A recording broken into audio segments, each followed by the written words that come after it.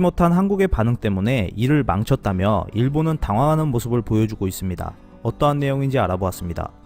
4일 마이니치 신문은 수출 규제 2개월이라는 주제로 반도체 수출 규제 조치에 대한 전말을 보도했습니다.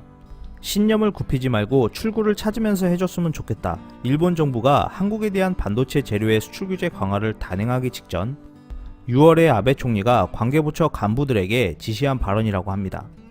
마이니치 신문에 따르면 아베 총리가 지난해 10월 한국 대법원의 강제징용 판결과 관련해 한국 측이 문제 해결 움직임이 보이지 않자 대항 조치를 발동할 방침을 알리고 한국을 움직이게 하기 위한 일종의 경고 차원이었다고 했습니다.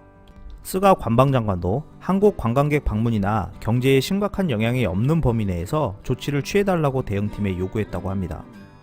마이니치 신문은 아베 총리의 경고가 너무 강했기 때문에 부작용이 발생했다고 지적했는데요.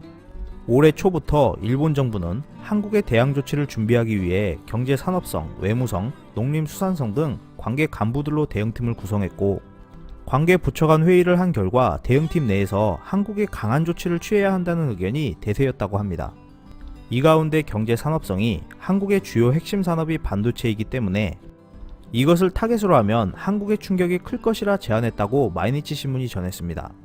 일부 부처에서 뜬금없는 반도체 규제는 좋지 않은 것 같다라는 신중한 의견들도 나왔지만 강한 압박을 주지 않으면 문재인 정부의 메시지가 전달되지 않는다는 의견에 동조한 아베 총리가 고호 승인을 냈다고 합니다.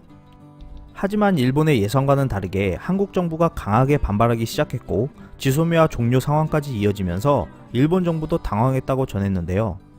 이에 아베 총리는 한국과 문제를 해결하는 데 있어 시간이 걸릴 수밖에 없다라고 언급했다 합니다. 마이니치 신문은 일본 정부 내에서도 아베 총리 의견과 같은 기류가 이어지고 있다고 전하면서 문재인 정권에서는 관계 개선이 어려울 것이다 라고 했습니다. 또한 마이니치 신문은 일본 정부가 외교 루트를 통해 한국의 징용 문제 해결책을 제안했지만 거절당했다고 주장했는데요. 해결책 내용은 한국 정부가 강제징용 피해자를 위한 재단을 설립하면 일본 정부가 기업들에게 자발적으로 기부할 수 있도록 요청하겠다라는 것이었습니다. 일본의 황당한 발언들은 계속 이어지고 있는데요. 한국이 지소미아 종료 카드에 이어 일본을 화이트리스트에서 제외한다는 대응 조치를 발표하자 3일 경제산업성은 근거 없는 자의적인 보복 조치로밖에 생각하지 않을 수 없다라고 주장하면서 한국의 배제 이유를 설명하라고도 요청했었습니다. 이에 대해 한국은 당연 보복 조치가 아니다라고 반박했습니다.